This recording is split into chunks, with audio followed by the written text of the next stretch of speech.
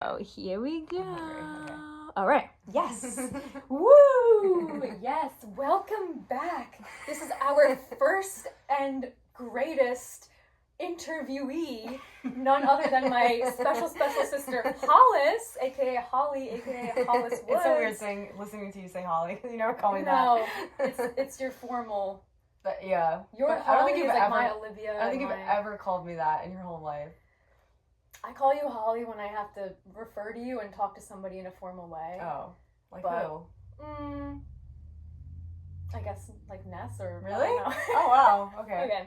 Yes. So I'm very, very excited to have you be my first person to deliver your experience to our big group of followers and subscribers, our 22 fans at home, our mother, and James from the beach. That's about it. No. James. So, shout out James. So, we're here today to talk about phones, social media, addiction, scrolling, doom scrolling, the good, the bad, and the ugly, everything that comes from it. Now, you are Gen Z. Do you identify with I do. Gen Z? I do love my Gen Z. Share some thoughts about Gen Z. I think Gen Z has a very hopeless sense of humor. Like more like stoic or like cynical and I don't know, just like very unserious, very much like the millennials are known for the millennial cringe. They're not hashtag not all millennials, but yes. Who is not all millennials? But like the Gen Xers are like known for like the politically incorrect sense of humor. So I feel like Gen Z is kind of like the like just like the very like unserious, like can't take like unserious to the point where they can't take anything seriously, like everything is a joke. So you feel like, how was growing up in Gen Z? You basically had technology at a much younger age than us millennials, which is maybe what attributes to us having the cringe and you having the stoicness or the cynical pessimism, whatever you're describing. What age did you start perusing the internet? I'm trying to remember, because like Mom and PJ weren't really like big with the technology, I feel. Yeah. Like my first like technology that I had was like a Kindle Fire, and like I don't really remember. For reading? No, it was like a tablet. But I don't ever remember going on the internet with it. Like I used it to read or to play games on. Like I don't ever really remember going on the internet on my own like Kindle Fire. But like when I would go to like, do you remember Valerie? Yeah. Yeah. So when I was little and I used to go to her house, she had like a bunch of older siblings, so they all had like phones and like they had the computer, like the family computer or whatever. So I had like unrestricted internet access there. Were you guys going on like Uvu and like chat roulette and things like that? No, not chat roulette. We were What else besides Uvu? Not Uvu. Why am I blanking right now? I thought chat roulette and Uvu were the ones that we were on. No, not Uvu. No? Not Uvu. It was no, I was gonna say Skype, but that's not it. I can't remember. My other Gen Zers know what I'm talking about. It was like okay. Comment below synonyms to chat roulette and Uvu. They know what I'm talking about. I can't remember. It's gonna come to me halfway through this conversation. But basically, seeing inappropriate things, partaking in inappropriate things from what 8, 7, like how old? No, I mean maybe like because I got my first phone when I was in middle school. I was like 11. So I feel like, I don't know about the rest of Gen Z, because I know some kids that had phones in elementary school that were like, I remember being in elementary school and I was like badgering Mom like, I want a phone, and she was like, you don't need a phone. And now I'm glad that she didn't give me a phone Shout out at Mom. that age. I'm very glad about that. But yeah, I guess that stuff probably, I was probably like a little younger, maybe like 8. Okay. And you are a unique candidate now, because how old are you now? Just 21. turned the big 2-1, and you pretty much have no social media. Yeah. Especially compared to your contemporaries. Yeah. So do you want to speak a bit on how that affects your relationship with like people your age or your peers or like people from high school? Yeah, like when I like deleted all my social media, I realized how many people in my life like weren't like genuine friends. Like because like, or again, maybe when I was like friends with them and interacting with them regularly, they considered me a friend, I considered them a friend. But I guess maybe because of like the very obvious like social media attachment in my generation. I guess after I removed myself from that, it was harder for other people to like remember to reach out to me. It's like out of sight, out of mind. Yeah. They're, like if they see you on there, they're like, oh yeah, Holly, and then if they don't see you, they just forget. Yeah, like I do still have like my Snapchat account. I don't keep the app on my phone, but I do still have the account because I have like lots of like memories saved and whatnot. But like when I travel, sometimes I re-download Snapchat because for my friends who don't have WhatsApp, that's the best way to like call or FaceTime with them on Snapchat. Okay. Like without using, you know, like international data or whatever, you can do that on Wi-Fi. Okay. So I use that sometimes when I travel, and like so sometimes I'll like post something on a story on Snapchat and people will be like, oh, like it's the most common response that I get is, oh my god, you're still alive. that's like the most common response that I get, and I'm like, wow, okay. Like yeah, how does that make you feel? Just to because it's something, it's kind of funny in a way, but like does it you sometimes it makes me like a little bit angry. Like it makes me feel like it just makes me feel like it's not mean, but like it makes me feel like I'm surrounded by idiots because I'm like, do you think I would have died and you just would not have heard about that? Like, oh gee, you really cared? Like, yeah, like you just wouldn't have heard that I'm dead. Like, you know, like we do still have mutual friends and stuff. Like a lot of people I went to high school with. I still have like 3 or 4 really like maybe even 5 close people that I'm friends with from high school. So, you know, like, and I still interact with them, maybe not on a daily basis, but very much regularly. Yeah. And I text them, call them, whatever. So it's like, and they are friends with lots of other people that we went to high school with. So it's like, these word people, of mouth that people like hear about your whereabouts. Exactly. It's literally word of mouth. I'm like a figment of people's imagination.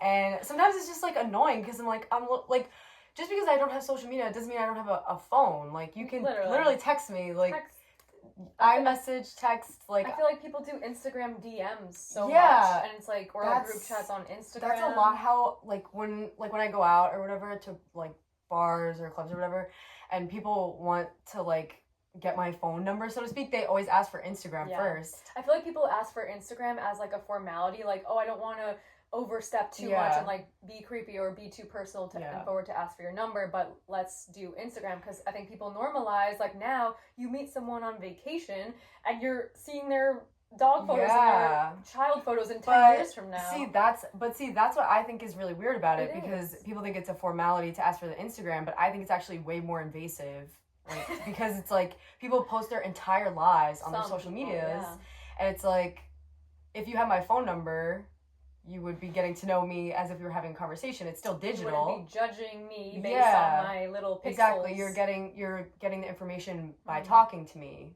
and interacting with me. You're not just being like handed the information because I'm posting it. So I feel like it's way more invasive that everybody's on each other's Instagrams all the time. Like I haven't had Instagram since I'm like 15. Yeah, was 15 when you deleted like everything, or you kept Snapchat throughout high school? Yeah, I had Snapchat like throughout high school. Because I know you guys would do like study groups where people would cheat or like share answers to tests and all that. Shout out St. Anthony. Yeah. St. Anthony, if you're watching this, she cheated. Like during COVID, especially, like you were a COVID high school baby, so your high school experience got affected obviously by that realm. So I can't imagine, probably if you were in high school and then didn't even have a phone or didn't have social media during the COVID time, you would just be home. You probably couldn't even do your assignments, or you would just miss out on talking to the school actually gave out iPads. Oh. Like that was like mandatory, like to have an iPad. So okay. Wow. So, like, you didn't have to pay for them or anything. It's like giving the drug to the literally. baby. Yeah, literally. But, so, I don't know. That's, like, it is a big disconnect for, like, people in my generation because, like, that's how everybody finds out about, like, events and, like, stuff like that. And, like, my friends, which they're pretty good about it. Like, sometimes they forget to text me about things. But they're pretty good about like remembering to send me things that like they think I'd want to go to, or like sending me things that they think I want to know about, or just like things that they think I would think is funny. Like yeah, people, like screenshotting it instead of like or screen DMing recording. it. They'll text it to me and they'll be like, Yes. "LOL," like whatever. Yes. Like so, my friends who I'm really close with are really good about that stuff. But again, the real ones, shout out. Yeah, but again, sometimes they do forget to tell me things. But I can't realistically, I can't hold that against them because it's not something that they do consistently, and also, like them having to do that is they're catering to me, right? By like doing that for me. You know what I mean? Like they're already going the extra mile for me. Yeah, because it's like an extra step. Like those of us who aren't a part of these like apps or these whatever websites, it's like we may miss out on the event. Like, and it's not somebody's job necessarily to tell us. It's appreciated when somebody thinks of us, and it's, you know, I still have friends that are like, oh, this concert, Patti Smith is coming, let's get tickets. Yeah. But if they don't send it to me, I would be missing like 90% of things that I go to. Yeah. So it's like we're kind of cheating in a way because we get to delete it and like have our brain power and our peace of mind. But everyone else who's still plugged in, they're kind of working double because they're like, what does she also want to know about? And they have to be kind of plugged in. So I can imagine like that feeling kind of bad for somebody who's like, well, I don't have the luxury to get off this because I need it for work or I need it to keep up with these events. And then like, I'm not going to get to go to my favorite clubs. Like, I have quite a few friends who work in, or are heading into the field of like public relations and stuff like that, party planning, like stuff like that. So they literally don't have the option to not be on social media. Like that's like their job.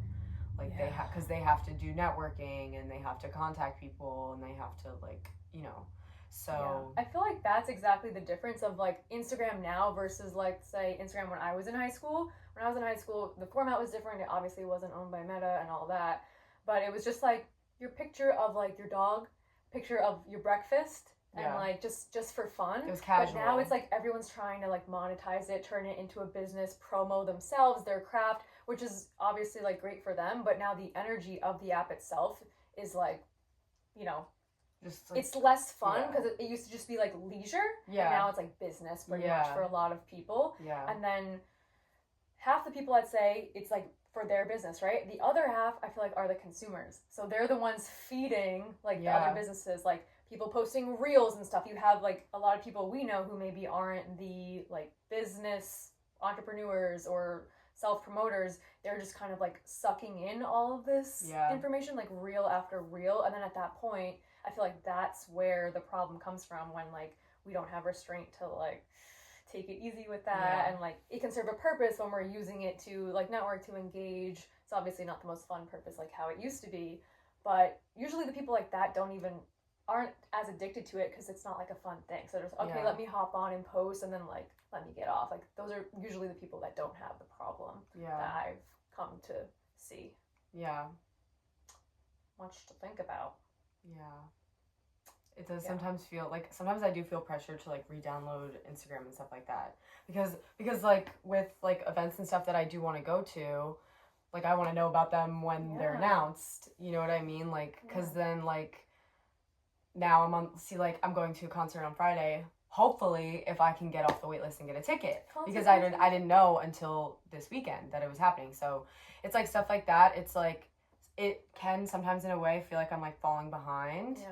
And also, just in general, like, social media, but not just social media, like, technology in general is becoming, like, a big part of jobs, like, everyday jobs, office jobs, like, stuff like that.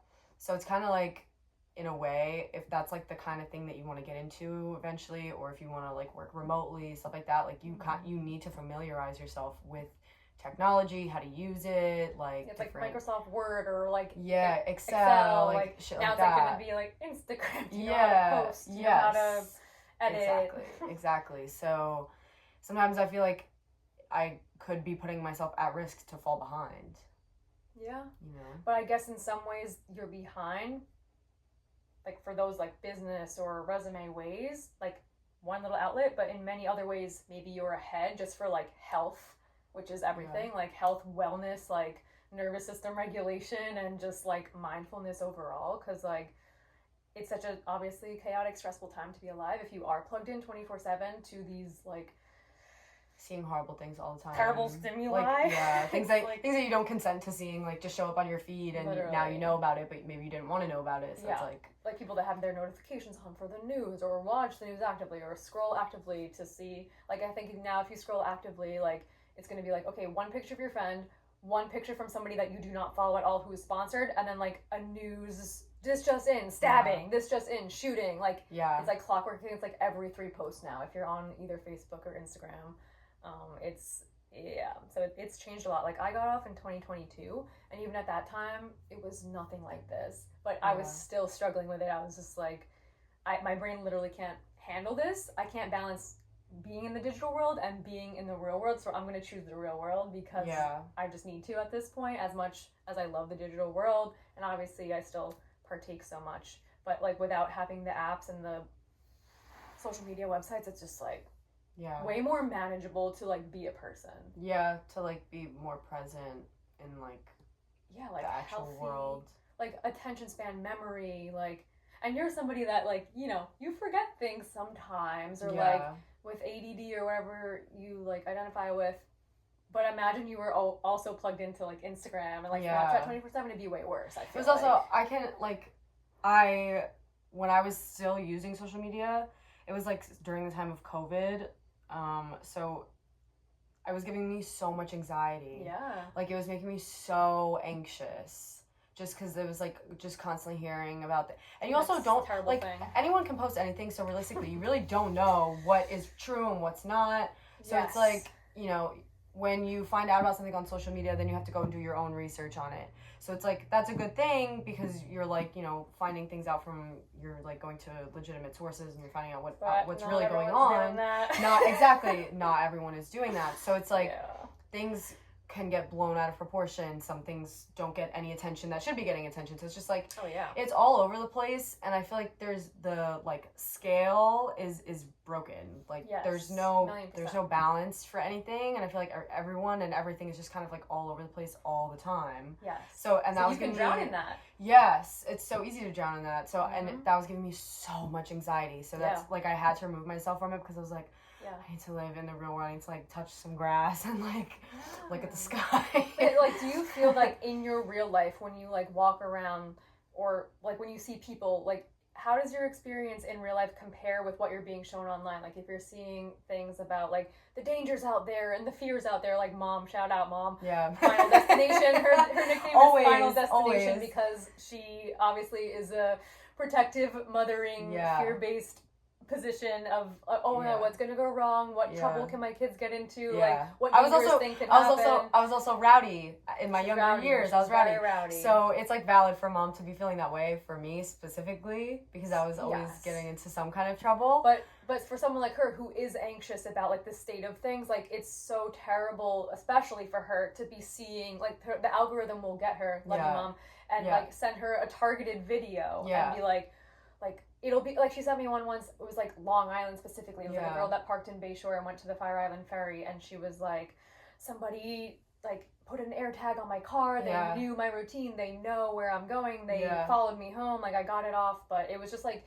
these things. That wasn't a random video that she happened to see. Like it was targeted to her because it literally knows your fears and it wants to like make you like the more of the anxious. Content. Like exactly, it goes by the algorithm. Like what you watch, like if you get a video about something like that and you watch the whole thing through, then the algorithm then the algorithm is going to be, or you interact with it like she sent it to you. So now the algorithm knows that she watched it and sent it to somebody. So now it's like, oh, let me show her more of that. So it's like that's, and you know, sometimes that can be a good thing where it's like currently right now I've had TikTok on my phone for like the past like 2 days because I've been doing research about I got a work and holiday visa for Australia, and travel content writers, they have a lot of good like tips and tricks and like just, you know, things that one would like to know before going on something like that. So like because I've been watching those videos, that's what my whole feed is made up of, which is a good thing because I find out a lot of information that's very useful, very helpful for me.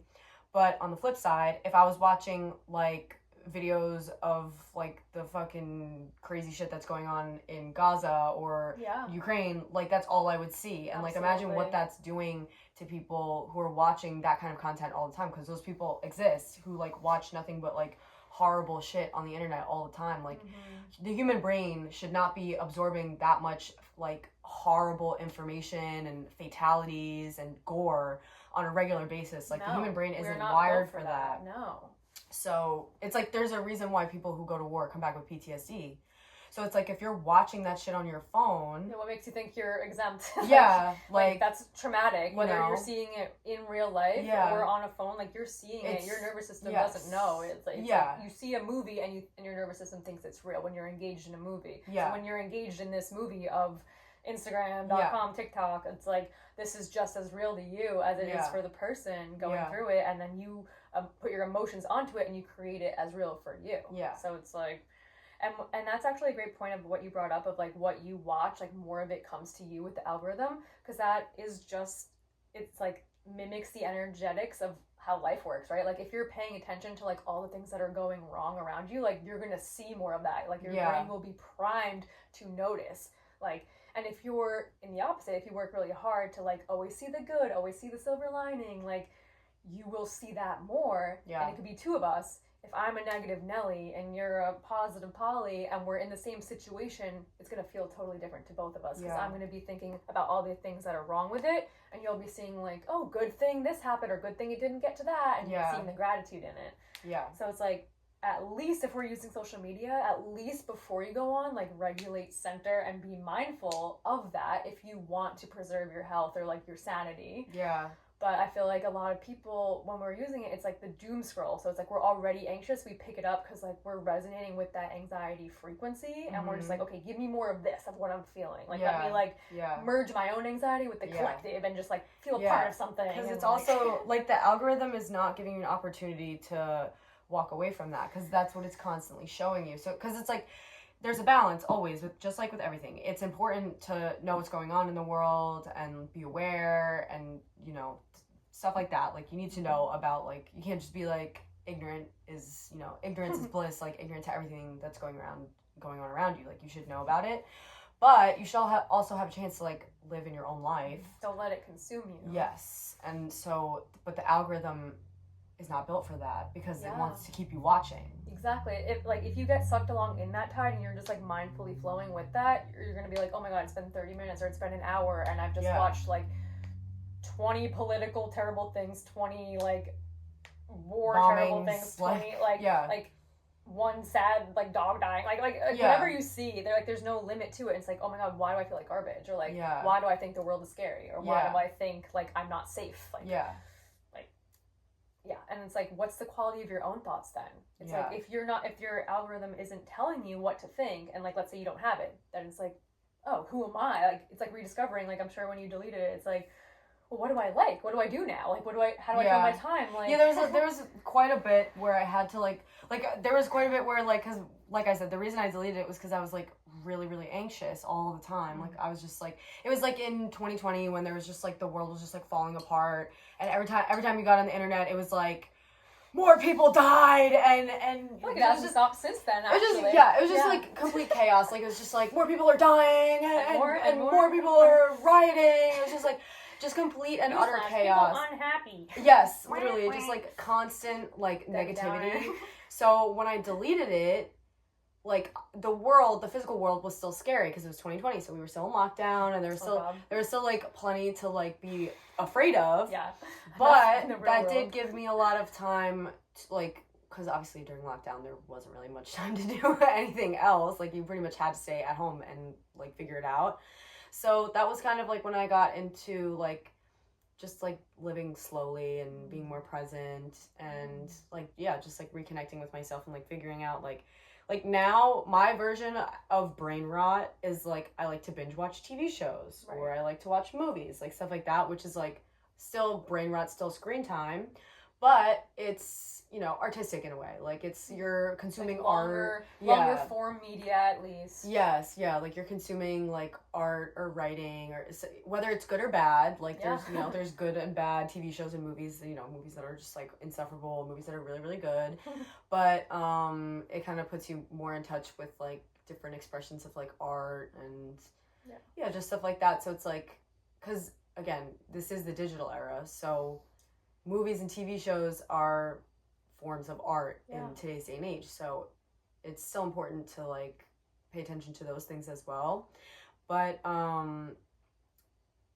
yeah, it gave me a lot of time to figure out what I like and what I don't like, and figure out what I wanted to do. Like, that was when I decided that I didn't want to go to college. I was like, because, and the reason being was like, at that time, I literally was so anxious. I was like, oh my God, like, what if the world literally just like ends tomorrow? Like, what, like, Fair. I was like, Fair. what if the world literally ends What tomorrow? if it does? It like, because the world was just in shambles. Like, it was just, and in many ways, it still is.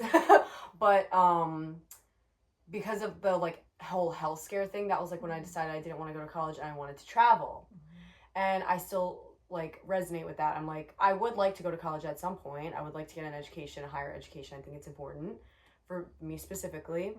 But I'm not done traveling yet. And I'm so glad that I made that decision, because I think if I didn't make that decision and I went to college straight out of high school, I feel like the education would have been a waste. I don't think I actually would have appreciated the higher education aspect of it. Because everyone has to do it. And you're just going along with everybody else. Exactly. So like now I'm like, a higher education is important to me, but I would like to do it at my own pace when I'm ready and can be present and appreciate it. Yeah. And right now I'm still like in my traveling era. Like, I still want to travel. There's still things that I want to see and places I want to go.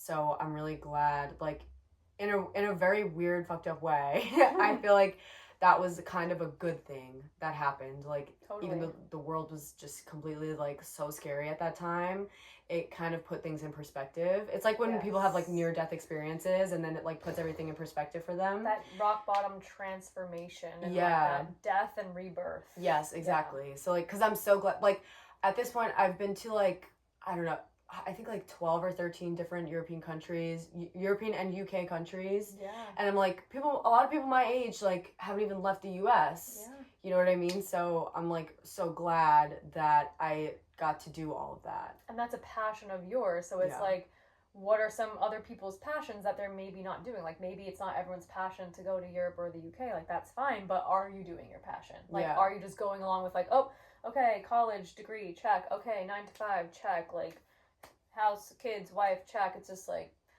nothing wrong with that life if that's what somebody wants, but I feel like it's all about like the conscious creation and like the choosing. Like, you know, if you genuinely wanted to go to college right after high school, of course that's great for you, but the fact that you were like wise enough to know yourself at that time and be like, this isn't exactly what I want right now. If I did it, it would just be to like appease my parents or to appease society or to like not look like an idiot or like to make sure people don't judge me for not being as smart and educated as them. And it's like, same thing with getting off socials. Like, I feel like sometimes it can be in the beginning like daunting, like, oh my God, like, what will people think of me? And then I feel like the most common reaction that people have these days is like, oh my God, like, you're so lucky, or like, wow, or like, that's amazing, like, how'd you do it? Why'd you do it? How? People are always like, what do you do? Yeah, exactly. People are like, oh my God, how do you do that? Like, why not? Like, why?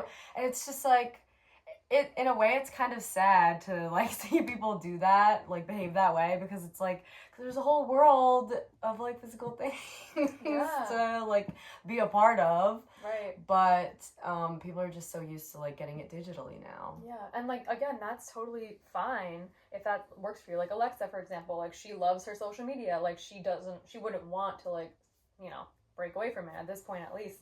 But I feel like there are people that like would want to, but feel that they can't. Same thing with like maybe quitting like smoking weed or maybe quitting drinking. It's like people would be like, ideally, I would like to, you know, take a break from this substance and this addiction, but I feel like that's so hard. Like, how would I do that? Like, what would my life even look like? What would my social life look like? What would my like private life look like? What would I do? I felt that way when I quit smoking weed. Yeah. Like, because I do still smoke weed sometimes, but like very much socially. And again, now it's the same deal. It's like everything has just been amplified so much. Like weed has been amplified so much. Like people are crossbreeding these like fucking, and they got like crazy like bubblegum titty milk flavored weed, and it's just crazy. Like no, it's I take like 4 hits and I'm having a panic attack. So I just don't smoke like that anymore. Like Kira, my friend, is still a big smoker, but like she like, I don't know, it works for her. But for me, because she's just like a super hyperactive person, so she needs that to like chill. Like she needs that to balance herself out. But like for me, I can be hyperactive, but sometimes I'm not hyperactive. So it's like when I was smoking weed all the time, I was like never ever hyperactive, and I was like just not motivated, sluggish. Yeah, exactly. I was like, I felt like it was like literally making me stupid, and like I couldn't remember anything. And you're like you started how old were you when you started smoking weed? Probably like 15. Yeah, like those brain cells are little sacred, delicate babies, and you were just frying them, like free will, and like that's important for your experience and for your path. Yeah, like, there's no right or wrong. It's not wrong that happened. It's like for a reason to show you. Yeah, and now to be like 21 and be like, I'm like mostly sober. I'm gonna be more mindful and take a little more care of my nice brain. I dabble now. Like I dabble in a few different substances. Yeah, but I don't do anything habitually anymore because it's just not good. Was it easy to quit weed in that way? Because I feel like you were kind of reliant on it in some ways. Like I was like a social smoker, but a regular social smoker. So I was like smoking weed like every weekend with my friends when I first started. But then COVID hit and I was smoking weed because I was so anxious all the time. Probably every day. Yeah, I would like wake up and smoke weed all day. Yeah. And so that was like, I thought that I needed it because I was such an anxious person. Yeah. But then once I kind of got my anxiety under control and I like kind of, I don't know, I guess maybe, because I know it's not everybody's experience, but for me, I feel like maybe I outgrew it, or maybe it just got better because like things started to look up and, well, you know, the world kind of somewhat-ish went back to normal, I feel like the new normal. Reach a point where you're like, you know, I don't want to, like, okay, no hate to my friends or no hate to, like, this level of, like, everything going on, but I kind of want a little better for myself right now. Like, I want better for my brain. I want better for my attention span. I want better for my lungs and, like, you know, like, that. I feel like that's the same vibe of, like, getting rid of social media. It's like, it's like, not that it's, you know, not to demonize it, but I just want a little better for myself right now. Like, let's see how it looks. That was like, when I was a weed smoker, I was so convinced that I had an addictive personality, and I was like, oh, like, when I quit smoking weed, it's going to be so hard, and, like, because I know a lot of people who had quit smoking weed were like, oh, the withdrawals are real, but, like, I quit smoking weed, and I didn't have any withdrawals. Interesting. I didn't have any withdrawals, I didn't have any problem going to sleep. I think I was actually sleeping better, and, like, you know what I mean? Right away. Yeah, like, from what I remember, because when I quit smoking weed was when I went to Ireland. Because obviously you can't fly with weed, and it's not legal there, is it? I don't know if it's legal, but, like, people, like, do smoke weed there, but they smoke it differently. Like, they don't smoke, like, fucking blunts. Like, they're not, like, chain-smoking blunts. They smoke cigarettes with a little bit of weed in it, a spliff, so to speak. But, like, even, I would honestly just call it, like, a dirty cigarette. Like, that's what they would call it. Okay. And, like, that was, like, so I guess you could say I kind of phased out of it because I didn't go cold turkey because, like, I was still sometimes smoking weed like that there. But when I was there, I was having so much fun. I didn't feel like I needed to smoke any weed. I was just, like, having fun in my everyday life. I was like, I don't need to be on any kind of, like, substance right now. Like, I'm just vibing. Yeah. So then by the time I got home from that trip, you were just I didn't need it. Like, I was just, exactly. I was just like, I don't need it. I feel like that's the best way to, like, you know, give up an addictive habit or, like, give up any habit is to, like, put yourself in a new environment. And then you're just naturally busy doing all these great things that you're not even really thinking about your old vice because you're just having a great time. Yeah, exactly. So that's the perfect way that it just happens so naturally. Yeah, that's why a lot of times when drug addicts go to rehab, they go to rehabs that are, like, far away. Yeah. And, you know, a lot of advice they get is, like, you know, change your environment, change the people that you're seeing, hanging out with, like, and it's true. Like, again, I still hang out with a lot of my friends still smoke weed, but, I don't know, I just don't really get, like, the urge. Like, every now and again, sometimes if I have trouble sleeping, I will smoke, like, a little bit of weed. I occasionally buy, like, one joint from the line cook at my job. Okay. And that joint will literally last me for, like right now, the joint that I have from him, I've had that for probably like a month, and I haven't touched it because Did they expire? Is that no? I mean, maybe they get like stale or whatever, but But it's just like, I only ever use it if I'm like having trouble sleeping. But then, like, and that was working for me. But then I smoked a little bit when I was having trouble sleeping, and it gave me anxiety. So I was like, oh, fuck this. So now I haven't smoked weed in probably like a month at this point. Like, that was probably the last time I had any weed was when I bought that last joint. But well, I feel like it's also that level of awareness when you're like, okay, I'm anxious, I'm going to use it as like a binky pacifier to quell my anxiety, but then you have such a level of awareness now from like knowing yourself so well that it's like, why am I anxious? Why am I having a hard time sleeping? Like, this isn't my normal. What's going on with me? Is it something like hormonal, physical, emotional? Like, why am I having trouble sleeping? And I feel like you're good at that now. Like, you can identify this, like, oh, this is bothering me. Yeah. Because I know that because I got shitty sleep. And now I'm pissed. Because I'm cranky. Yeah. And now I'm going to make it my business to, like, get to the bottom of this issue and, like, heal this so that I can sleep. Yeah. It's so important. Yeah. So. That's been a game changer, too. Like, just being more aware and, like, just being honest with yourself. Because, like, sometimes it can feel, like, embarrassing, I feel like, for people to be honest about things that they're having a hard time with. 100%. But what people need to realize is, like, if you eliminating the embarrassment part, which is, like, you don't have to put all your business out there. Like, it does help to talk to people sometimes about things that you're struggling with, but sometimes if that feels embarrassing to you, eliminate that part and just deal with it, like, on your own. Try your best to deal with it on your own. Yeah, like, kill the cringe. Like, there's worse things. Like, whatever it is, there's worse things. Yeah, of course. Like, there can always be worse things. And also, like, going to therapy and stuff, like, that, it gives you a lot of coping skills to, like, be able to deal with things on your own. So, like, a lot of times when people are like, oh, like, I don't think therapy would work for me. It's like, well, it's not that therapy wouldn't work for you. It's that you have to work for you. So it's like, therapy is giving you the skills to work for you. Right. It's like giving you the tools, but it's not going to do the job for you. It's like, oh yeah, I have these tools, but if you don't want to do the job, you're just looking at a bunch of tools. Exactly. Exactly. That's what it is. So, yeah, it's, I definitely think, something I heard recently, I forget who I heard this from, but, Gen Zers have an external locus of control.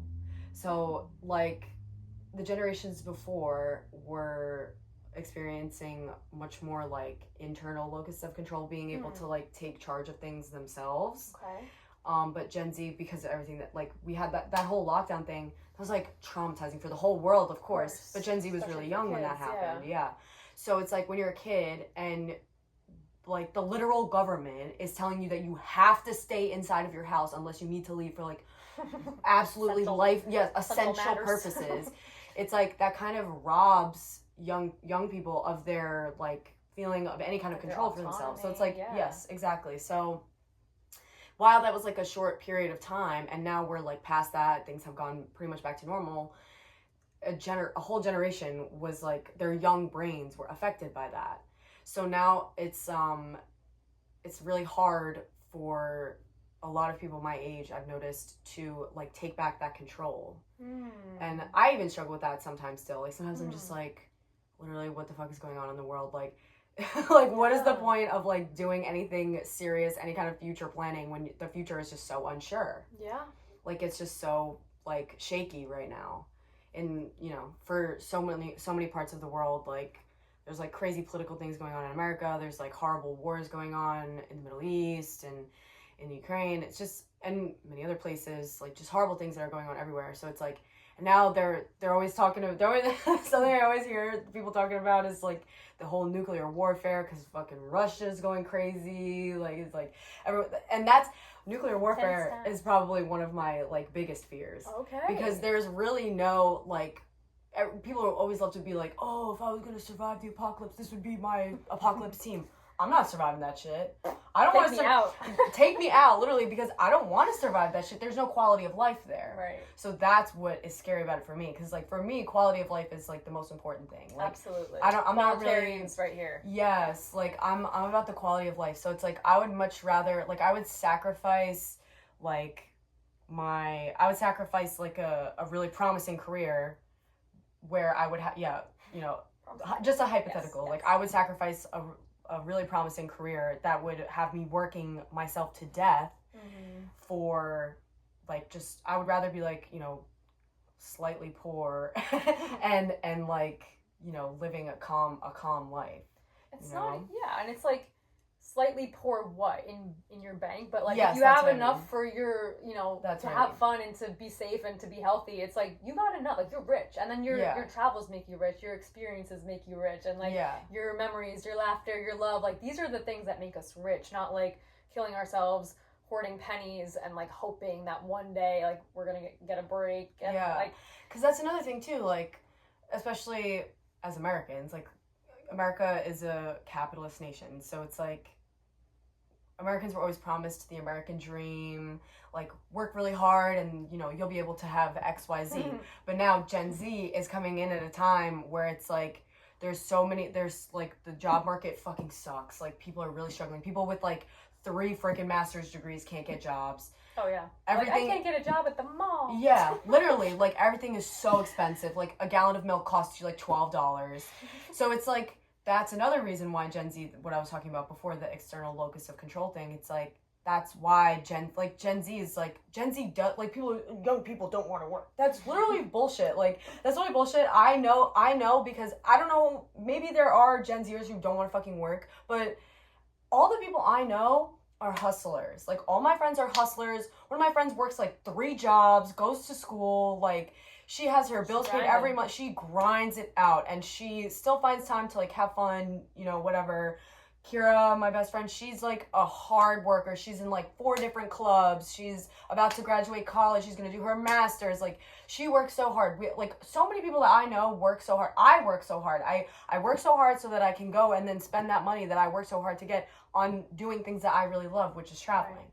So it's like everybody I know works hard in different ways, but we all work hard. So it's like, what are they really saying about that to Gen Zers? It has nothing to do with Gen Z doesn't want to work. It's like we shouldn't be living in a world where people don't have are working full-time jobs and then still can't pay their rent or afford to see a doctor. Like that's just absurd. It's the age of Aquarius and we're in the destroy and rebuild. So everybody is seeing now why these systems are so flawed, broken. And so these flawed systems, it may look stressful and like, yeah, we are the guinea pig generation. We are the like hamsters on the wheel that's going to eventually collapse these systems, which are like, obviously that's a scary thing. It's like it's the unknown, but ultimately it's a fucking revolution. Like it is incredible. Like hopefully it is the revolution. Well, it's what we make it to be. But it's also acceptable for people to be so scared of that. Oh, of course. Because like it is a revolution, so in the long term, like in the long run for future generations, the revolution is beneficial. But for people who are living right now, it's really scary. It's really scary and it's really hard. And it's like, you know, again, that's what I was saying about like I prioritize quality of life. But it's like when you're living in a world where it's so difficult to have any kind of quality of life if you're not working like fucking 60 hours a week. You know, it's like it's just like that's where you have to literally make your own quality. So like that's where it's like, you know, even these little things of like seeing your algorithm every day and then like getting extra shitted on. It's like I'm already getting shitted on. Yeah. Why am I gonna throw myself in as a masochist and get extra shitted on? Like I'm gonna just then like, you know, instead of that I'm gonna replace that with like mindfulness, meditation, coloring, like doing my sport, hanging with friends, having a positive, uplifting, like replacement. I do definitely think that not having social media has helped me be able to like balance the fear of the unknown and like the uncertainty of our nation of these times with like, you know, having time to myself and like not being constantly plugged in, because again that makes it worse. It does. Like that makes it so much worse because it's like obviously I don't have social media but I'm still very aware of what goes on in the world, but I can't let it consume me because then I would have no quality of life. 1,000,000%. Well, that's the other tricky part is that we do have like older members of our family or people like in our friends or family member group, even younger people that have literally become radicalized by the algorithm. Yeah. And it's like that's the toughest part is that like, you know, we can save ourselves, so to speak, or like we can choose to be mindful or partake at any like level that we're consciously choosing, right? And like that's okay for anybody, as long as somebody is like making a conscious choice. Like that's free will. Use it 24 hours a day, use it 0 hours a day, but you're choosing it. We know people, like, you know, older people, like it preys upon loneliness. It preys upon mental health issues like anxiety, PTSD, depression. Like these people get sucked into these people that we love and care about very much get sucked into these dark holes, and we've seen them change dramatically. It's also a brain chemistry thing. Like people who have like any kind of like imbalanced chemicals or whatever, when you're scrolling and you see things that are like getting you all riled up, that's your brain releasing like chemicals to chemical reactions to what you're seeing. So it's like when you have either an addictive personality or some kind of like chemical imbalance, and that's what the kind of stuff that you're consuming, it's going to affect you way deeper, because 100%. That can also like it's an addiction. It's a chemical addiction. It's a dopamine addiction. It's a dopamine hit. Every time that you're getting any kind of content that aligns with something you could potentially believe in, it's a dopamine hit. And then when you're told that kind of like whoever is releasing that kind of content that you just watched that hit that dopamine for you, if you're being told that the next video that you watched is, you know, in alignment with that same party, even if it is like the literal worst fake news you've ever heard, like just so untrue, or literally just like rage bait, fear mongering, hate spreading, if you're being told that that's in alignment with what you've just previously watched, that's also going to hit the dopamine for you. Yes, it is. So it's like that's how people get radicalized. It's like 1,000,000%. It's literally just a dopamine addiction. It's like these people probably wouldn't even believe that if they were being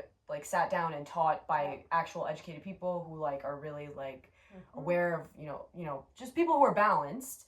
But when you just have completely unrestricted access to information that is not fact checked, and you're constantly looking at it, you have nothing else to do, and that's all you do, what do you think's gonna happen?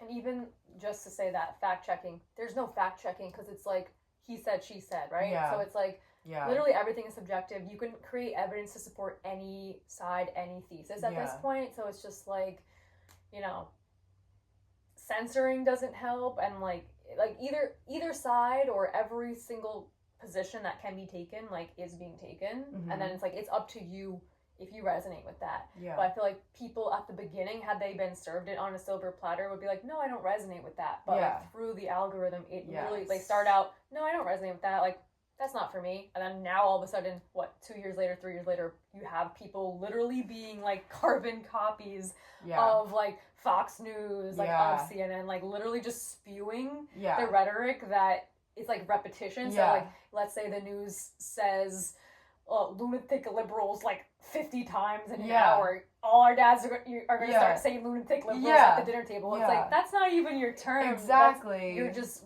repeating these things. It's that regurgitation. It's regurgitation that has just, you've been saturating your subconscious mind with this repetition.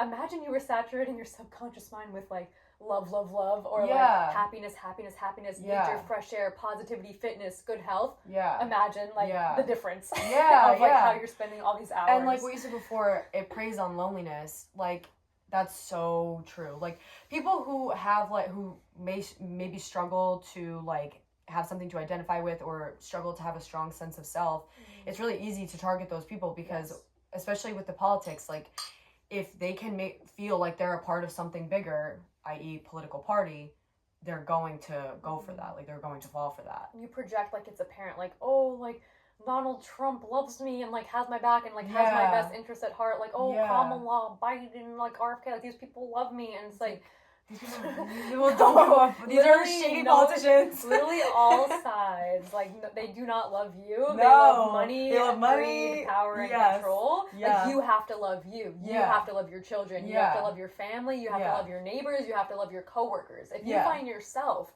spewing hateful language to literally anyone, including yourself, like if you have this negative self-talk where you think it's okay to talk to yourself this way, if you think it's okay to talk to like different ethnicities, different class, like it's like all if you literally feel the need, or like if you think it's okay by any means to say like call anybody any name whatsoever, or like something just terrible, like why do you think that's okay?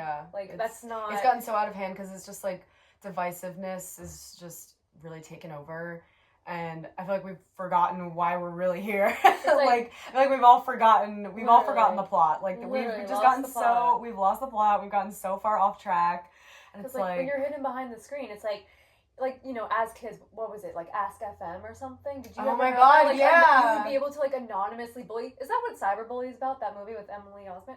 It was like, you could, like, if I don't think I ever had this, but I feel like other people did, and I would read things. There was a similar thing with my generation. It wasn't Ask FM, it was like a different like thing, but you would basically like hook the app up to your Snapchat, and you like put the link on your Snapchat, and like ask me questions, and people would just like anonymous. Yes, right? It was anonymous. So what we're talking about, if you're not a Gen Z or young millennial and you don't know, you could literally set up some anonymous like website and have people anonymously like roast you or like bully you or like degrade you or like I guess confess something nice. Like I feel like that was just never the case. Yes, very rarely. But like I feel like we like starting so young.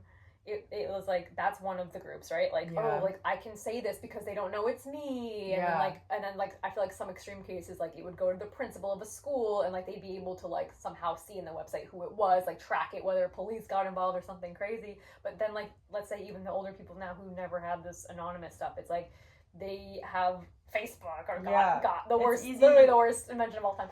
But they think that they're able to like type their fucking like typo terrible opinions on just, and like free will, like everyone should share their opinions, but like when you're sitting there and posting like 20 posts in a day of like typo hate speech, like it's just ridiculous. Like, go outside. It's ridiculous. Like, literally choose love. Please choose love. Go outside, talk to a real person, because it's really easy. Call anyone. It's really easy to be hateful to people that you're not actually interacting with, like people who you don't know. People are so comfortable. Like if you read comment sections on like, you know, the big viral like posts that are literally orchestrated to cause like knee-jerk reactions and like chemical reactions from people, all the comment, like people think they can say things that like let's say in the 90s or even in the early 2000s. And in the early 2000s, people were like bitches, right? Like that was okay.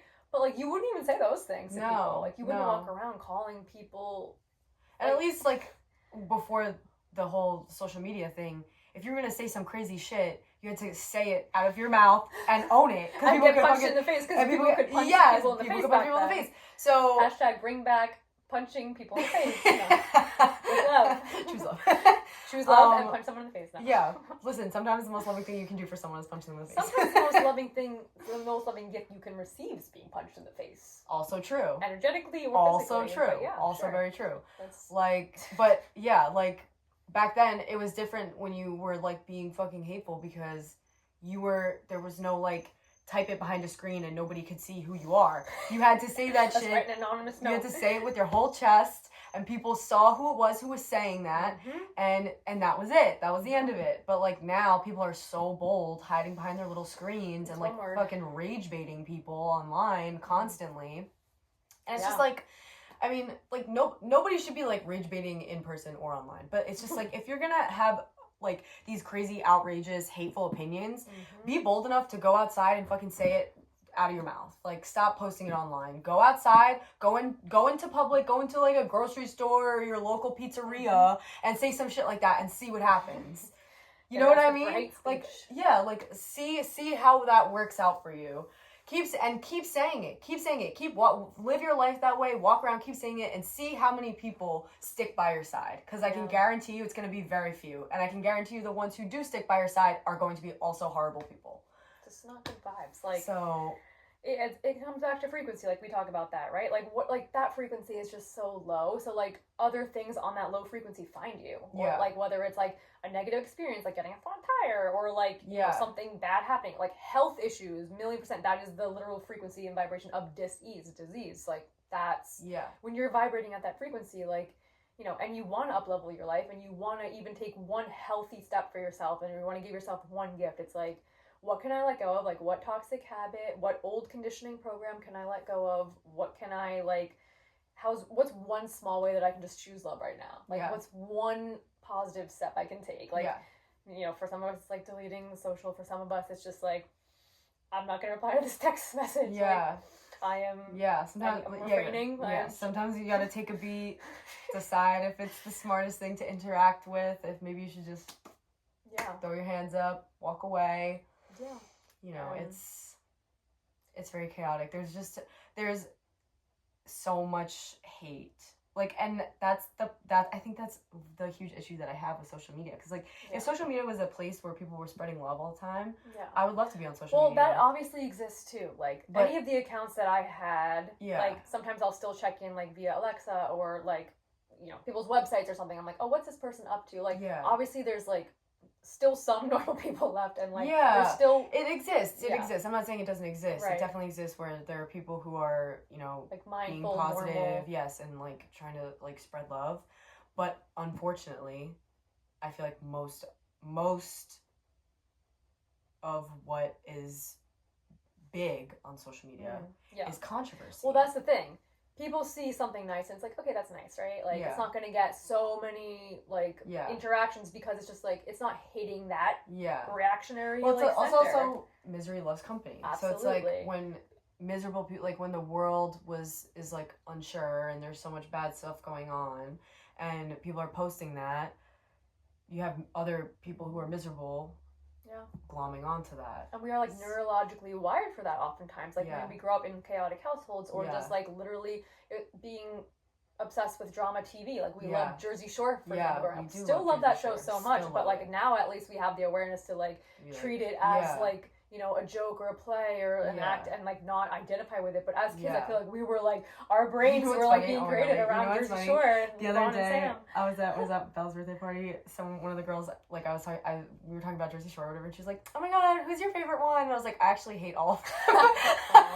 I was like, they're actually all insufferable. I was like, they're actually so insufferable, but this show is great. But, like, even that, it's like, they're obviously just getting paid just to be crazy, just to stir shit up. But then people at home are internalizing that and being like, okay, like drama, like this is life. So a lot of people are stuck in that like drama frequency, like the lower end of the frequency chart, and it's like that's what is going to be popular. Like that's the popular genre for TV, movies, and then Facebook posts, Instagram posts, Twitter, whatever. So. Like, the good stuff, it's like, that's kind of boring. Like, when you have, like, even when you have, like, peace sometimes, like, do you ever find that where it's like, nothing's going wrong right now, I'm feeling really peaceful, like, literally everything's great for me, like, kind of bored, I'm kind of dissatisfied in a way. Like, I need to stir some shit up. I feel that often. I feel that often. I feel that really often. I feel like it's hard to make that change from, like, especially that, I feel like that's something that happens from, like, withdrawals when you do delete social media, or, let's say you go without your phone, you're just kind of like, all right, like, what do I do? Because, like, I remember there was this one day I was at the beach with my friends. I was in Fire Island, and then we left our stuff at the beach, and we were like, all right, let's go to the bar. So we went to the bar, and I forgot my phone at the beach, and my friends were like, oh my god, do you want to go back and get it? And I was like, no. I was like, I don't care. And of course, we were out for, like, hours, and I wasn't thinking about my phone. But if you were to take me and put me, I was busy, I was having fun. Friends. But if you were to take me and put me at home, and I didn't have my phone, like I left my phone at work or whatever, and I'm at home, now I'm like, where's my phone? Now I'm like, where's my phone? And it's like, not even that I have social media, but like, I like to scroll on Pinterest. Sometimes I scroll on Pinterest, or text my friend. You know what I mean? Like, stuff like that. Like, it's just like, but again, obviously my life was more, in that hypothetical, my life would be more peaceful when I was at home, not at the bar. So it was like, I was at peace, but I didn't have my phone. So boring. It's like, boring. So but I've been trying to appreciate the boredom recently. And instead of saying I'm so bored, say I'm so peaceful. Like trying really hard to adjust to that, because growing up in like a chaotic household, you get used to like constant stimulation, or like being vigilant, being on like edge. What do I expect? Like what's gonna happen? How do I like being on edge, try to avoid this bomb? Or trying to always be productive. Oh, it's like, oh, you're bored? Go clean something. Like, so you rested? With a vacuum. So that's like something I'm trying to teach myself. It's like there's nothing wrong with like laying on the couch and staring at the ceiling for a while. That's healthy, I'd say. Put some music on, or put no music on. Just be in silence. Like yesterday when I got home from work, because I was so tired yesterday when I got home from work, but sometimes like I need some wind down time before I get in bed. So instead of like like I know a lot of people get home from work and they scroll for hours and then they They're still wound can't up fall again. asleep and then they get bad sleep. So it's like, Yeah. and I do that to myself sometimes too, where I'll stay up Same. watching TV or whatever after I get home from work as my wind down, but it's really not winding me Right. down because I'm still being stimulated. So instead, yesterday when I got home from work, I laid on my yoga mat and I just like stared at the ceiling and like stretched my legs, like was like rolling around for a little while. Yeah. And I found that as soon as I got in bed, I was ready to go to sleep. I wasn't like needing to like wind down anymore. You were like wound. Yeah, I was down. Like just sometimes like you just have to sit in silence. And like I know that's really hard for a lot of people with like a lot of people are anti-sitting with their thoughts. And like I still feel that sometimes where it's like I don't want to be in silence. Like I still like I understand that because like my brain is just like so like I just don't have it's like the ADHD or whatever. I just have like constant like my brain is just constantly going. So something I can't remember which book it was that I read that it was like sitting in the seat of the observer. The Untethered Soul. The Untethered Soul, which I actually was not a huge fan of, but that was that was my favorite tip because now sometimes like instead of like being consumed by the like constant incessant thoughts that are going on in my head, like the just like hundreds of streams of consciousness, multiple thoughts, like whatever, instead of being consumed in that and like letting it over like just burn me out, I just like try to sit in the seat of the observer and let the thoughts go as they please, because like they're just thoughts and they will pass and you'll forget about them. Like they're not like, you know, it's not, you can't remember every single thought you've ever had because they don't stick. Right. So it's like if unless you can, want them to, or unless you focus on them and give them power. Exactly. So when people can learn to just like sit back and like just let the thoughts go as they please, I feel like it can get a lot easier to be in silence. Yeah. Yeah. Absolutely. Because I feel like also maybe what it is with the silence is that it's really not silent. Now that I'm talking about it out loud, like when I'm in silence, like when there's no noises, it's not silent at all for me because the thoughts are so incessant. So it's like even just having music on in the background helps to not let the thoughts get all over the place, get all jumbled up. So it's like maybe it's really not the fear of silence that people have. You know what I mean? It's the fear of what's noise. lurking underneath the silence. Yes, it's a fear. What's going to be heard when everything else is silent. It's a fear of internal noise. It's not a fear of silence. And that's exactly it. And I completely agree. And I think that's why it's like when you start facing that and dealing with that and looking at that, you give it so much power when you avoid it and when you're like, oh God, like shut it out, I can't take it. When you just like finally handle anything, any daunting task, something like sitting with silence and just like being real with yourself and just being like, okay, hit me. It's like, okay, it's not that bad. Like, I can do this. Like, I can become comfortable. And it's when you're not familiar with something. Yeah. It's going to feel like so uncomfortable, even if it's a positive. Like, any positive, healthy habit or like any new exercise or practice, you're going to be sore for a little bit. But if that's a good feeling, like, obviously don't hurt yourself. But like, some healthy soreness is great because it's showing, like, you know, this is my old comfort zone was not here at all, but now that I'm in this will be my next comfort zone. And then like from there I'll grow again, and from there I'll grow again if I choose like the path of growth, and if I choose to, you know, I want to be the type of person that's able to be alone with herself. Period. I want to be the type of person that's able to like, you know, love my own energy, soak into my own energy, and then like attract other people to like this energy, or other people to be inspired to like their own energy. And like, you know, again, qualitarian, like have that good quality of life and make your dreams come true and literally enjoy, like we're here for a good time, not a long time. Like, it flies. Now that I've gotten better at like being alone with my thoughts, I actually love like my alone time. Like, it's like I'm obsessed with my alone time, and it's like so necessary for me. And like, I do love being social. Like, I love being social. I love being like silly, goofy. I love going out with my friends and like seeing people, hanging out with people, whatever. But like, sometimes I just need to like, I just literally need to be alone. And like, there's a difference between unintentional alone time and intentional alone time. And I'm talking about intentional alone time. Like, everybody loves to like be by themselves and have the TV on or be scrolling. Everybody everybody loves to do that. But what I'm talking about is like being alone and just like, you know, like silence, quiet, just chill. You know what I mean? Absolutely. Like, I started playing with that DJ deck that mom got me. And it's so much fun. Yeah. And I literally love it. It's just like play with the buttons and stuff like that. And like I'm not sitting in silence, not alone with my thoughts, but I'm like in a creative space. And you're without your phone, without TV. Yeah, not that I'm any good at it, but but it's a fun thing that I get to do and be creative. Like it's like Absolutely. the creative part of the brain is working in that space. Yeah, so like your inner child. Like that's what we did as kids. Like we would just. No one was trying to be a success or go viral. Or like you used to play, like do the mud pie shit. You play in the dirt, you put some water in the dirt, you put some rocks in there. Whatever you're doing, even if you're drawing like the fuggliest picture on earth, it's like, wow, mom, look what I did. Like, this is awesome. Yeah, exactly. Hell yeah. Exactly. Check this out. Like, exactly. You know. Yeah. Yeah, so like reconnecting with your inner child and literally, like, this is boring. It is boring. Once you rewatch, especially now, like, you know, like we said, I feel like it's a good thing that all the shit people are seeing online, or a lot of it, is so negative, because it's like, okay, it's gonna be, you're either gonna like join that and like plummet your life into the ground, or you're literally gonna like disengage, rise above, and be like, okay, what do I want my life to be? Yeah.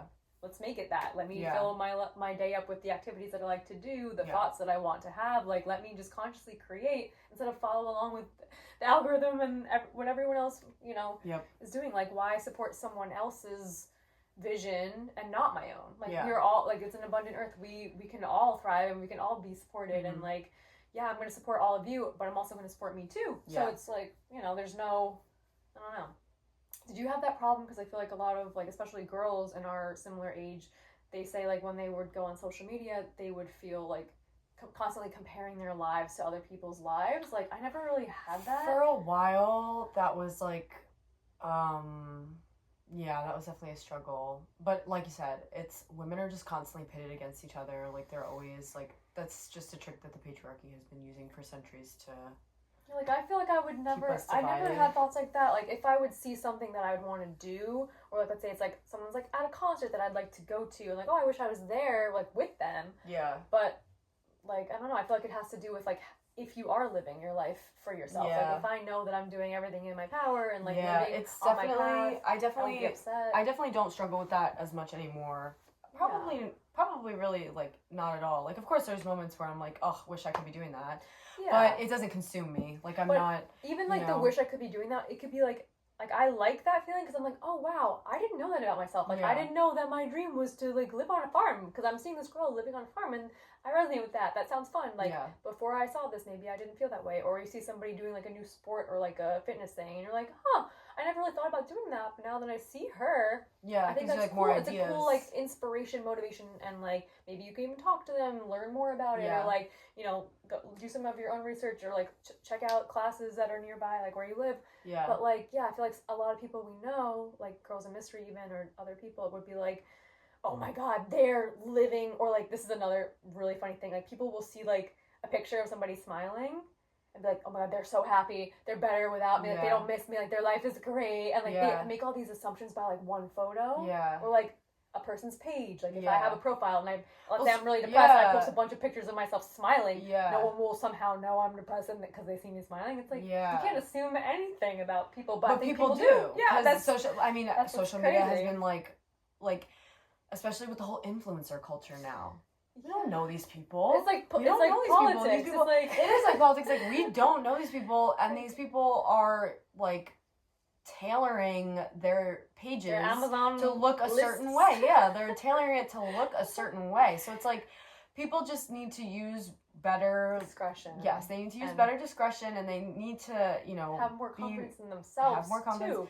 But also, they need to, like, stop idolizing people that they don't know. Like we don't be your know own these idol. People. Yes, or if you have, like, a genuine idol, like, you know, recognize the traits of that idol that you have in yourself, because like, the only way that you're seeing that in somebody else is because you have that. So it's like, maybe build upon those traits of yourself, but like, don't let it make you feel like a big fat loser, and like, don't put the god onto someone else. Like, don't like, it's weird when people, it's really whether weird. It's for celebrities, or whether it's for, like, I guess now, like you said, like, influencers or politicians, people will like put them on pedestals, and it's like, first of all, it's a really weird, like, societal trend, because again, without, like, the influencer thing came after I deleted social media. Pretty much, like, the closest thing to influencers when I was still on social media was like YouTubers.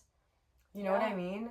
So that was like my version of the internet celebrities, but now the influencers have blown up, and it's like these are literally just people who, by some luck of the algorithm, managed to gain a lot of followers and monetize it. Yeah, that's it. You can like make sure it's like, I think things are like rigged in some people's favors or like against some people's favor, and then like I think some, like obviously a bunch of people are censored. Yeah, 1,000,000%. But it's also so it's just like the whole influencer thing is like really, really, really weird to me, because it's like, you realize that these people are being paid to say 90% of the things that they're saying online. I feel like, you know, I would never even follow someone like that. Like, it's so out of my reality. Neither would I, because it's just like, it just just feels stupid to me. Like, it just feels stupid to me, because it's like, it's one thing to, like, the same thing with YouTubers, like, YouTubers who were like really funny or really good at skits or whatever, like they had a lot of followers because their content was funny, like, and that's why they got famous, because it was like they had some kind of like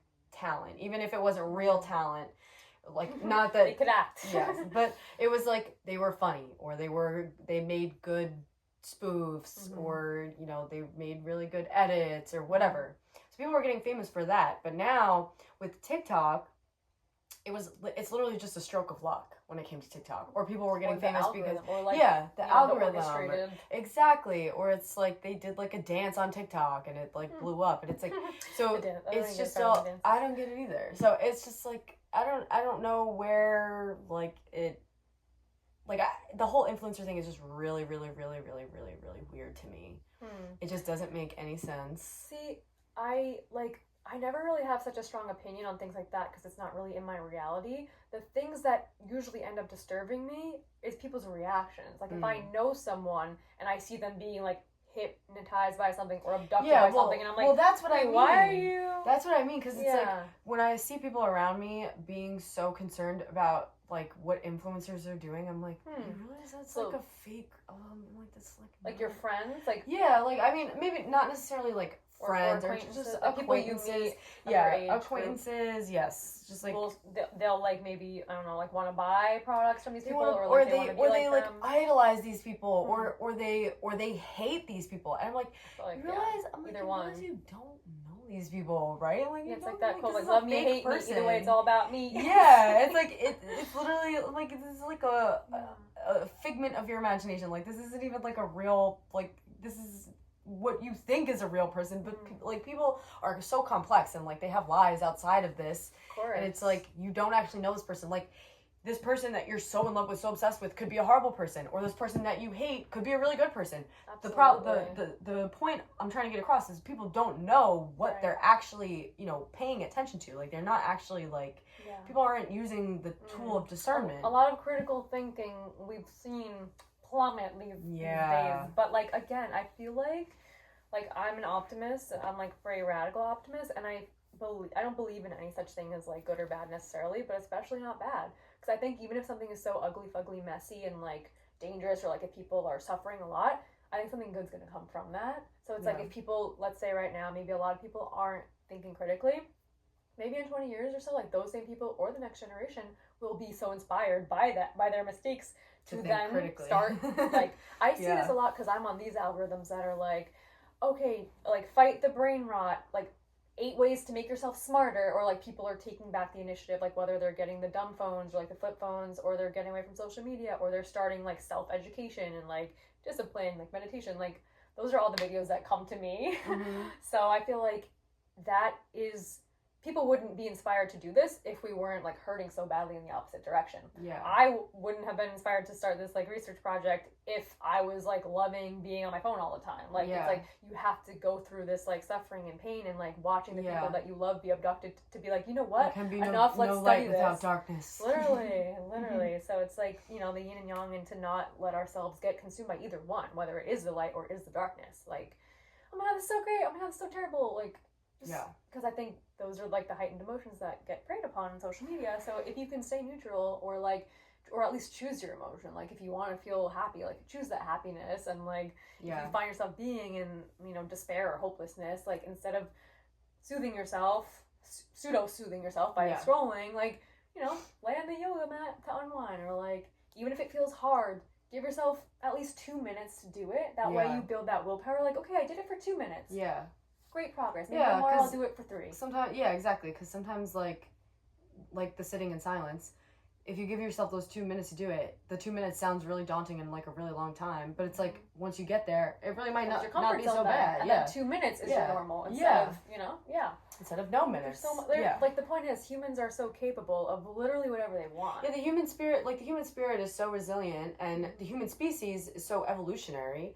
So it's like we should hope that those things are, going to continue. I feel like they just will. Like, I feel like you don't even have to hope. Like, even if you're, like, pessimistic about it or you think the world's going to shit, like, obviously then you'll see all the ways that it is. Yeah. But if you look for all the ways that it's, like, better than ever, there's so many ways. Like you're going to move to Australia soon. I'm going to be able with this technology to, like, FaceTime you. Yeah. I could talk to you every day if we wanted to. Yeah. Like, that would have been so hard even in the 90s. Or, like, the phone calls would have been astronomically, like... expensive, priced.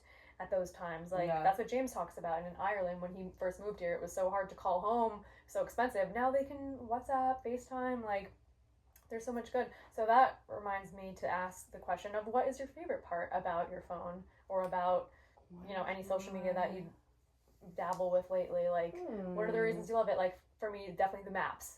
Those maps take me everywhere, like especially like road trips. I would say, definitely the maps. Definitely the maps. The maps are really good because, it's, I feel like it's the one thing that like music you can do in other ways, like whether it's CD, MP3. Well, I was gonna say my favorite thing about my phone is probably being able to play any kind of music I want at any time. But I feel like it's like you could, kind of use an alternative if you want. But I feel like maps is the one thing that's like makes it really hard. But again, that could be a good thing if you like, people that have to map quest or like get lost in order to like find out where they're going. It could be obviously more time consuming, but I think that could be better for the brain if that's something you wanted. Like sometimes when you get lost, you find things you didn't know you need. Yeah, exactly. Or you're on a different path than the path that the map wanted you to take or the algorithm wanted you to take. I kind of have fears about that sometimes. Like when I let myself think about it, that I'm like, okay, I'm just blindly trusting my phone right now. What if it's like, for whatever reason, what if something wanted to happen where it wanted to guide me to like something bad, or like let's say there was some type of disaster and everybody was trying to like get off the island and it took you all this way and then it took the elite people this way. Like who knows? You probably get on Ponytail's boat. Shout out Ponytail. Shout out Ponytail. Boats. I'm sure he would take you with him. I just have that thought sometimes of like I'm blindly following this and I'm not actively thinking about like is this the right way? Yeah. Sometimes like being in an Uber, it's like have you ever been in an Uber where you're like, okay, I'm just gonna track it on my phone while we're driving just to make sure he's taking me to the right place. I don't think I've ever been in an Uber like that, but that's probably because I get in the Uber, I'm like... well, maybe, And again, but it's like, just having that awareness, not to be afraid of anything, but it's like, I'm really trusting and relying upon this technology, like, maybe I have some social media deleted, but like I'm still very reliant upon my phone for like something like maps and music and like connecting. It is still like I do still like I'm not hating on people using phones to connect with people because I absolutely use phones to connect with people like all day, every day. Yeah, that's I what text our my world friends all is. the time. But I think the overuse of it has just like really damaged our way to connect in person. Like I see like now that I have TikTok on my phone right now at the moment, I've seen a lot of videos about the Gen Z stare. Yes. And I didn't know that was a thing. And I'm like, I don't know if I'm wondering if I do that to people because I'm like, is it the Gen Z stare or is it the social media stare? Well, that's a different. You're saying when somebody's filming and somebody's just like, why are you filming me? No. It's like people like being just so like dumbed out from social media. Stare. That like when people like when someone tries to talk to this said person, the Gen Zs will just be like like this. They just stare. Yes, like they just like don't know how to there's no like. There's no banter, like Gen Z can't like do in-person banter, silly goofy. Yes. Yeah, like small talk or whatever. Banter. Yeah. So it's like I know I can banter. I mean, obviously, not to generalize, anybody can banter, but like some people just don't have those skills or the comfort level. I've kind of seen that, and like maybe not so much with like people my exact age, but I think like 21 like the 2004s and before then for like the Gen Z, I think those are considered like the older Gen Zs. I don't know. Probably, yeah. But so I don't know, like maybe not for us so much. Like maybe we're like fine because I know all my friends are very social people. So like I don't know. I again, this is something I found out via TikTok. So but I've seen it in like at work. Like I work at a pizza place. So like young kids, not like young kids, but like, you know, middle school age or high school age, whatever, will come in and they're like, don't know what they're like, you know, like you ask them a question and they're like, and I'm like, is it just because is it just because they're young, or is this the Gen Z stare that everyone is talking about? Because I remember not like a 2-year-old maybe, but even that. Because I remember, like, when I was young, I remember, this is actually, like, a core memory for me. I was in the library once with Mom, and she asked me to go ask the lady at the desk about a book or whatever, and I went over and I asked her, and then she asked me how old I was, and I was, like, 10 or 11 at the time, and she was like, oh, you carry yourself so well. I thought she was so much older. And, like, I still hear that now.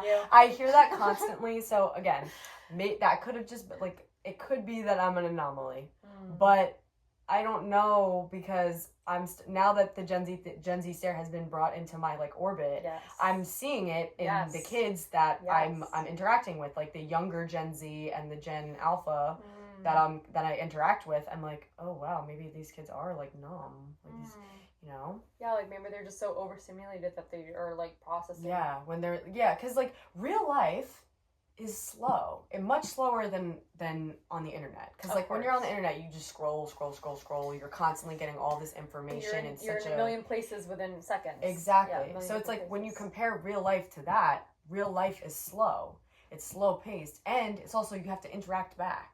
Like when you're scrolling on the internet, you don't have to. One-sided. You're just kind of like. I feel like that is also why people say this culture will breed just narcissists. Like especially, dare I say, chat. You know who bot. Like it's just one-sided. You don't have to ask the chat. You don't have to ask whatever how it's doing. I will not say he or she or they for the freaking bot. No. Like we. It isn't it. Are you people using pronouns to? I think refer so. to ChatGPT? I don't freaking know, but we're very anti-AI for many reasons. Love everybody that loves AI, and like it's gonna be a part of our world, and like can't hate it or spend our energy fighting it. But we do have the conscious choice to not use it for many reasons, such as using 1 million gallons of water that we will want to one day be missing drinking that water. Especially the fact that there's like children all over the world, people all over the world who are like thirsting and starving to death. We're using all this fucking water for AI. You don't want to give it to the people who actually need it to like live and survive. Hashtag water is life. It is. And we support local. We support hearts, souls, organic brains, non-GMO brains. Yes. And ask yourself, if you've ever asked a bot a question, ask that question to yourself. See what answer you get. Just saying. Lots of love in that regards. However, think about the type of world that you want to live in, and think about your actions, and are those actions conducive to the type of world we wish to see? For example, like little kids being raised by bots that can't talk to the girl at the pizza counter, that's kind of concerning. Like, take the bot away from him. Yeah. Please and thank you. If you're a parent, take the bot away from your child. The other day, this kid, he ordered like an Italian ice or whatever, and I was like, all right, $5, and he goes, I only have a 20. And I was like, okay, so give me the 20. Damn, you could have kept the rest for a tip. You didn't even know you were supposed to get change. What the fuck is wrong with you? How old was this? He could not have been younger than 13. Like, I was like, there's no way this kid just said that to me. Save your child from the bots. Yes, save your kids from the bots. And that's another thing. Use cash. That's another thing I see on the daily basis. Actually. Yeah. You know. That's another thing I see on the daily basis is, people coming in with their kids and they put the fucking iPad down in front of them. And it's like before they had the iPad in front of them, they were like wreaking havoc on everything. And you put the iPad in front of them and they're like stoic. And I don't know which is scarier. I think the numbed one is scary. I think I'd rather see a kid like flailing than seeing them kids, abducted. It scares me. Listen, it is what it is with kids. Kids flail. Like, kids don't... You go flail, girl, but don't... Emotional regulation is something you learn as you grow. So it's like kids are gonna have tantrums, they're gonna have meltdowns, like it is what it is. Like let them feel that organic emotion. Don't suppress every single emotion they have with the fucking screen. It's an addiction. And that's so sad. That's what it is. Like people don't realize it, but the screens are an addiction. Yeah. It's an addiction, and it's a course. problem. Yeah, you know, I think that's funny because, like, we just know. Like, we're like, yeah, of course it is. But I think there's some people that are like, no, it's not, or I don't have a problem, I'm fine. And it's like... Yeah. Because we all know we're addicted. Like, we all know this. Like, this is... We're all of 2025. We all use the phone for our airline ticket, concert ticket, like, phone... Yeah. Because, like, you know, like, when people think of addiction, they think, like, drugs or alcohol, and it's like, remember My Strange Addiction? You can be addicted to anything, okay? Literally anything. So, like, I don't think that the screens should be exempt from that thought process. Oh, like, of course. Screens are addicting. They're not, but I think some people would be like, no. Yeah. I love it. And it's hard, and it's also really, it's a difficult thing to recognize because screens are, again, so ingrained in everything. Like, screen is used for everything. A lot of people use their computers for work. A lot of people use their phones for work. Business and leisure. Yes, exactly. So it's a difficult thing for people to recognize within themselves. You're right. Or, like, maybe there is that, like, defense, like, or that shame, or that cringe, or that fear of, like, oh my god, like, no, like, I'm awesome, like, I don't scroll my phone. It's like, okay, we all, you know, we're all humans. Like, humans are intrigued by something. It's like a cat that has, like, a little laser. It's like, ooh, the laser. Then it's like, after a while, like, okay, I'm getting a little, like, lasered out. Let me, like, go back to my normal silence. But, yeah, I don't know. It's, whether you want to call yourself addicted or you don't want to call yourself addicted, I guess just... call it nothing, call it everything, but it's what it is. Like, we're looking into it right now. Like, thank you, phone, love you, phone, so much for recording this lovely video, and for all the beautiful things phones do. Just like, you know, I play healing music all the time to meditate with my phone. I sleep with my phone on airplane mode and downloaded healing music, like hertz frequencies, in my sleep to, like, help me encode my day and my vibes and, like, heal ailments or diseases. Like, you know, it has helped me, like, literally heal diseases to have a phone. But it's like, has it maybe caused some mental disease? Like, probably, yeah. I mean, like, for most people, definitely yes. And, like, that's, you know, I recognize that in myself. That's why I was like, I need to take a step back. I need to have some boundaries. No more apps, no more this. And you gotta do what works for you and, like, find out. Like, no shame. That's the point. No shame. Like, her name is Hollis. She's addicted to TikTok. She's addicted to TikTok. Yay!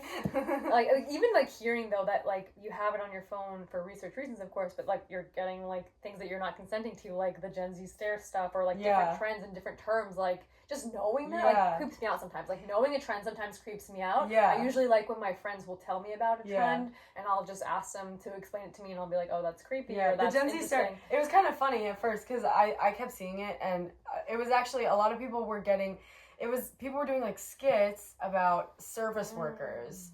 And because as a service worker, I'm sure you started, because they knew to send it to you. It started as, like, older generations making fun of Gen Z for not being able to do small talk or whatever, and people started coming at service workers for, like, not, like, you know, like, giving the stare or whatever, and then Gen Z service workers responded with, maybe you guys shouldn't act like it's your first day on Earth. Like, that was what I kept, what I kept getting. And I was like, oh, I get why. I was like, because sometimes people will say shit to me, and I give them that look where I'm just like, are you fucking kidding me? Which is like, called the like today, this old lady came in, and she's like, do you have small pizzas? And I was like, yeah, do you want a personal pie? And she said, yeah, I'll have a personal pie. So I put the personal pie in for her. And she comes back to the counter 5 minutes later. When is it going to be ready? I can't stand here forever. I'm old. And I said, well, it's going to take at least another 10 minutes because they have to cook it. Like, we don't have them ready-made. It has to cook in the oven. She said, I thought you were going to give me something that was on the counter. And I said, a slice? I was like, you asked me for a personal pie. So it's, like, stuff like that. So I get what the trend, like, what people are referring to as the trend. But I think that's another generational thing because Gen Z service workers are not as, like, dick riding as previous service workers. Like, generations before, it used to be customer was always right, like, you know, just going the extra mile for every single customer. And Gen Z is kind of like, you guys are fucking They're stupid. Like, I don't get paid enough for that. Yeah, literally, we're like, we don't get paid enough for that, and we're not doing that. So I get, like, the disconnect on that part. But then, you know, again, I got more Gen Z stare, whatever, and I was like, okay, wait, I kind of see what people are talking about. Not with the service workers, again. That I understand. Because sometimes you gotta give people a stare. Sometimes you just... Because I sometimes... think this one gives more than her fair share of stare. Because listen, sometimes you really just have to, like, lock in and try to understand why people are acting like it's their first day on Earth. Like, it's really crazy maybe sometimes. It is. You know? Be kind out there. Everyone's fighting a battle. It might be someone's first day on Earth. But, yeah. Oh, my God. Any other questions you have for me today? I think this was a wonderful, lovely talk. Maybe just if there's any type of, like, intention that you have for yourself personally, like, going forward, like let's say even just knowing you have TikTok downloaded, like, is there anything you're doing to be, like, mindful of not getting lost again, or, like, are there any healthier habits in life in general that you're trying to, like, learn more about or practice more in general? I think because I didn't have social media for so long, I now have so many other things I do during the day where it doesn't really occur to me to get on my phone and scroll. So it's not really. And you're like very busy right now. Yeah, I'm very busy. I have a lot of things that I do. I work all day. Like, I have things I need to plan for. Moving to I have Australia. hobbies. Like, I have hobbies I like to do. I've been playing with my little DJ deck, and I've been doing my yoga, whatever. So it doesn't really occur to me to get on my phone and scroll. You know. But just in life in general, like this season is very, you know, you have a lot of change, transformation, you're moving, like, do you have any intentions for yourself, just, like, soul level, brain level, like, heart level, in life? I to be entirely honest, I haven't really thought about my intentions yet, because I'm just so, like, I'm really just focusing on the excitement. So I'm so excited to travel again. I miss traveling so much, and I worked so hard for so long to save up enough money and to, like, get ready to go on this next trip that I'm going on. So I'm just, like, enjoying it right now. I'm just enjoying the feeling of, like, knowing that I have somewhere to go really soon. Yeah, you're just being here now. My intention is good vibes. That's good my intention. That's a beautiful intention. That's my intention. All right, so we'll send our good vibes out to you all. Shout out Mom. Yes. Our viewer. Love you, Mom. I really enjoyed having you here and just getting to chat, especially, you know, the Gen Z take, but it's not the standard Gen Z take, because again, like, you know, your peers. You should interview one of my friends. You should interview one of my friends. Bring your friends. You should interview Bella.